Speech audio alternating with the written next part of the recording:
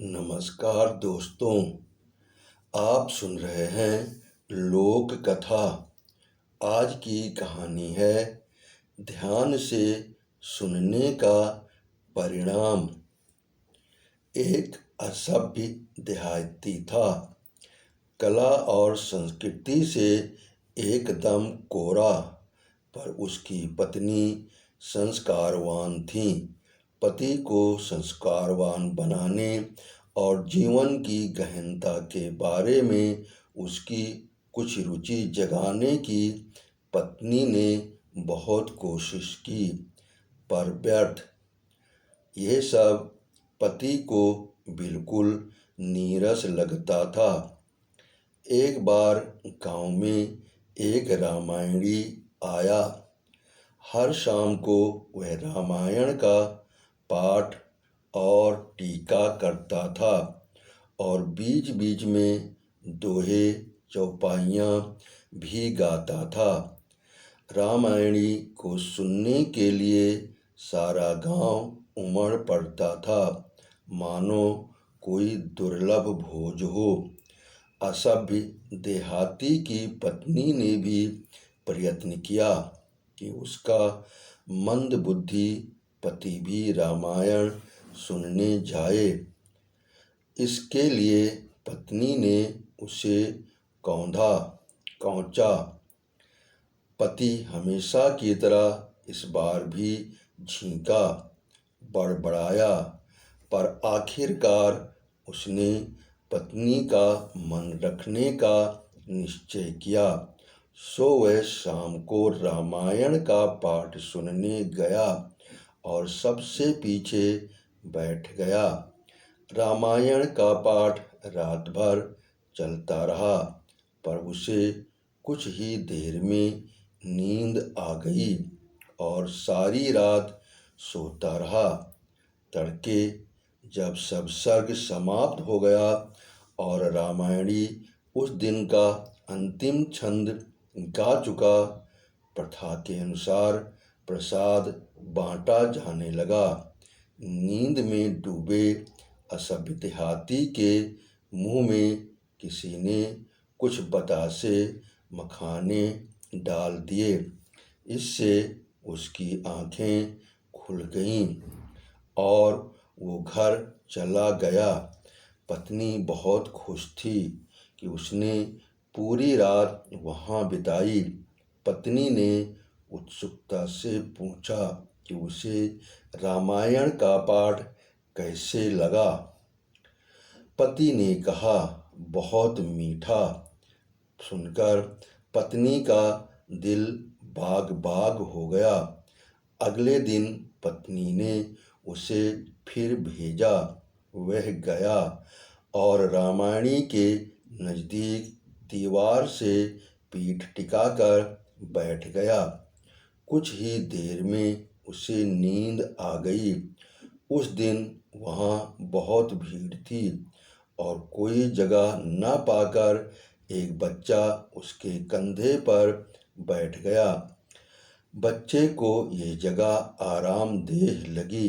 वो मुंह फाड़े हुए रामायण की मज़ेदार कहानियाँ में डूब गया। तड़के पाठ पूरा होने पर सब उठ खड़े हुए। वो भोंदू पति भी खड़ा हो गया। बच्चा उसके कंधे पर से पहले ही उतर गया था, पर रात भर उसका बोझ लदे होने से उसे कंधे, गर्दन और पीठ में दर्द महसूस हुआ। घर पहुंचने पर पत्नी ने पूछा कि कैसा लगा, तो पति ने कहा, सुबह होते होते वो काफ़ी बोझिल हो गया।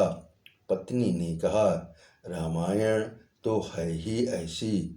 उसे खुशी हुई कि आखिर उसका पति रामायण की महानता और उसका भाव अनुभव करने लगा। तीसरे दिन वह भीड़ से थोड़ा हटकर बैठा। कुछ ही समय में नींद फिर उस पर हावी हो गई और वो जमीन पर लेटकर खर्राटे भरने लगा। अल सवेरे एक कुत्ता आया और उसके खुले मुंह में मूत कर चला गया। इसके तत्काल बाद भूंदू उठा और घर आ गया।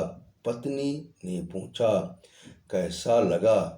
तो उसने मुंह बिगाड़ कर कहा, बहुत खराब, एकदम खारा।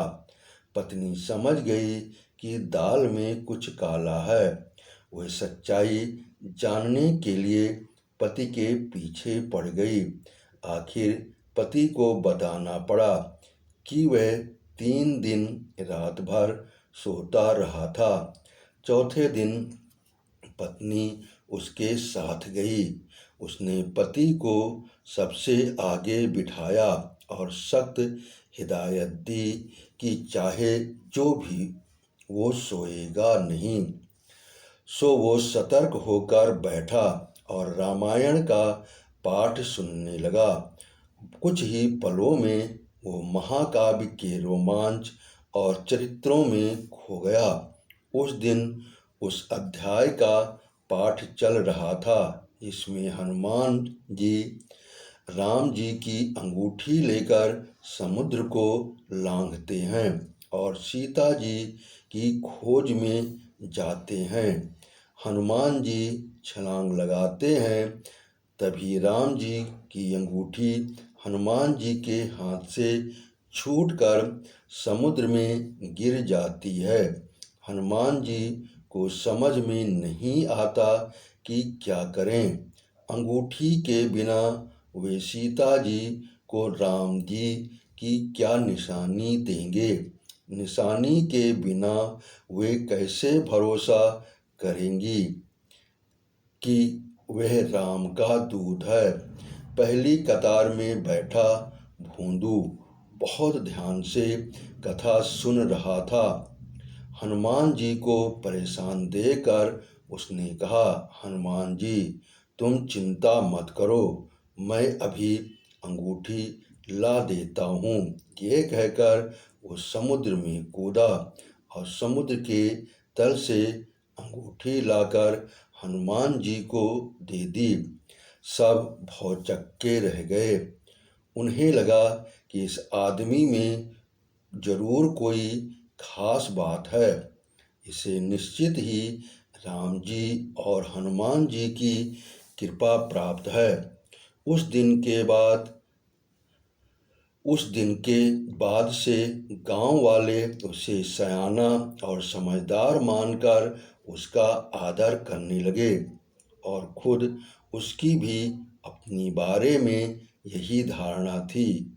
जब हम ध्यान से कथा सुनते हैं, खासकर रामायण, तो ऐसा ही होता है। आपने कहानी सुनी, इसके लिए आपका बहुत बहुत धन्यवाद। आपने सब्सक्राइब किया, इसके लिए मैं दिल से आभारी हूँ।